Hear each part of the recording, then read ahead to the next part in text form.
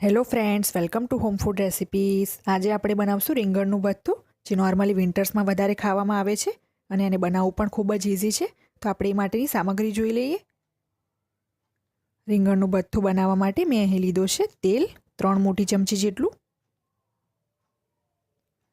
અડધી ચમચી જેટલું જીરું,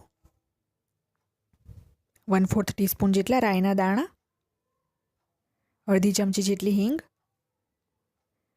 કાશ્મીરી લાલ મરચું પાવડર 1 મોટી ચમચી જેટલું, આ ફક્ત કલર માટે છે. આમે તીખું લાલ મરચું લીધું છે 1 ચમચી જેટલું, ઝીણું સમારેલું લસણ 2 મોટી ચમચી, જે લીલા લસણનો વ્હાઈટ પાર્ટ આવે છે એ છે આ. આમે ઝીણું સમારેલું લીલું લસણ લીધું છે 2 મોટી ચમચી જેટલું, સ્વાદ મુજબ મીઠું, ઝીણા સમારેલા લીલા ધાણા 1/2 મોટી ચમચી જેટલા, હળદર અડધી ચમચી, દાણા જીરું પાવડર 1/2 મોટી ચમચી જેટલું, અને આમે મેગીનો સબ્જી મસાલો લીધો છે 1 પેકેટ જેટલો. એનાથી ટેસ્ટ ખૂબ જ સરસ આવે છે.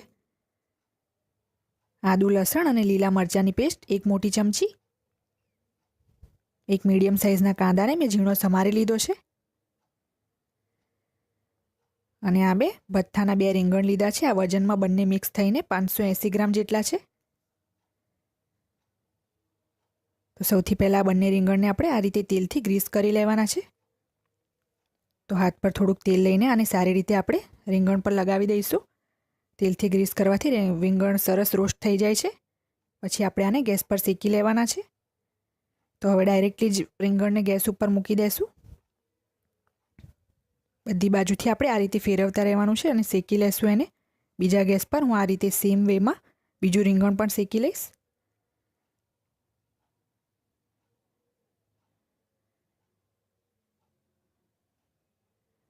તો જો જેવું આપણું રીંગણ શેકાતું જશે એ રીતે થોડુંક આ રીતે ફાટી પણ જશે.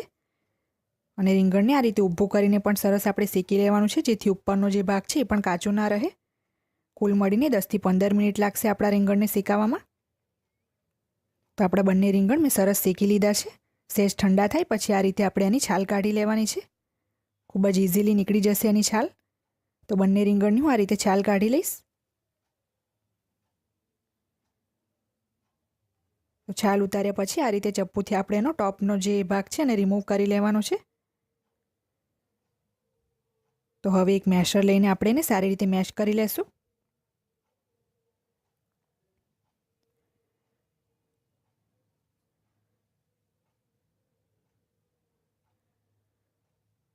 તો મેં બંને રીંગણને મેશ કરી લીધા છે. હવે આપણે રીંગણનું ભરથું બનાવીશું. તો એક પેન ગરમ કરીને એમાં આપણે તેલ નાખીશું.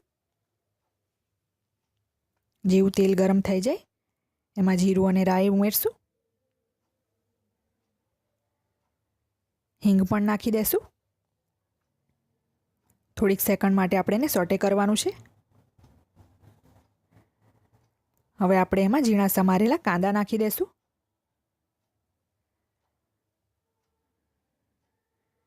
તમે ચાહો તો ટામેટું પણ નાખી શકો છો, પણ અહીંયા હું સ્કીપ કરું છું. તો સારી રીતે આને આપણે મિક્સ કરીને ધીમા તાપે 2 થી 3 મિનિટ માટે કૂક કરી લેશું. તો કાંદા આપણા સરસ સતળાઈ ગયા છે. હવે આપણે એમાં ઝીણું સમારેલું લસણ નાખશું. જે લીલા લસણનો વ્હાઈટ પાર્ટ લીધો હતો એ જ નાખ્યો છે. આદુ લસણ અને લીલા મરચાંની પેસ્ટ નાખશું. તો હવે આ બંનેને ધીમા તાપે 1 થી 1.5 મિનિટ સુધી આપણે સાંતળવાનું છે. 1 થી 1.5 મિનિટ પછી એમાં આપણે ધાણા જીરું પાવડર નાખશું. કાશ્મીરી લાલ મરચું પાવડર નાખશું. આનાથી કલર ખૂબ જ સરસ આવે છે. તીખું લાલ મરચું, હળદર, સ્વાદ મુજબ મીઠું નાખશું. અને ગેસની ફ્લેમ મેં સ્લો જ રાખી છે, જેથી આપણા મસાલા બળી ના જાય. તો અડધી મિનિટ સુધી આને પણ સાંતળી લેવાનું છે. તો અડધી મિનિટ પછી આપણે જે મેશ કરેલા રીંગણ હતા એ હવે આપણે આમાં નાખવાના છે.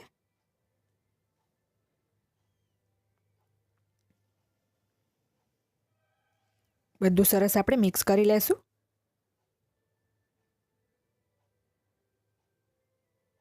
મેં બધું સારી રીતે મિક્સ કરી લીધું છે.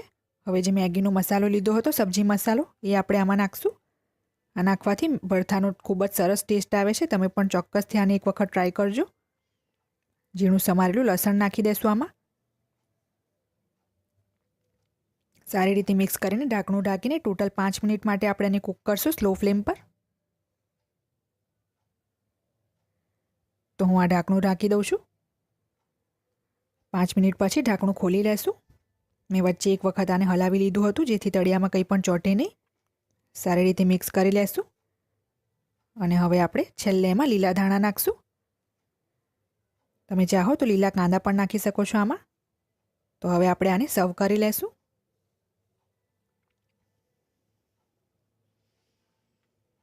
તો ફ્રેન્ડ્સ, રેડી છે આપણું રીંગણનું ભરથું, જેને બાજરાના રોટલા સાથે સર્વ કરવામાં આવે છે. જો તમને મારી આ રેસીપી પસંદ આવે તો મારી ચેનલને લાઇક, શેર અને સબસ્ક્રાઇબ કરવાનું બિલકુલ ના ભૂલશો. સબસ્ક્રાઇબ બટનની બાજુમાં જે બેલ આઇકન છે એને પણ ક્લિક કરો જેથી તમને મારા દરેક વિડીયોની નોટિફિકેશન મળતી રહે. જો તમારે મારો આ વિડીયો હિન્દીમાં જોવો હોય તો એની લિંક મેં ડિસ્ક્રિપ્શન બોક્સમાં આપી દીધી છે. તો મળીએ નેક્સ્ટ વિડીયોમાં. ત્યાં સુધી આવજો.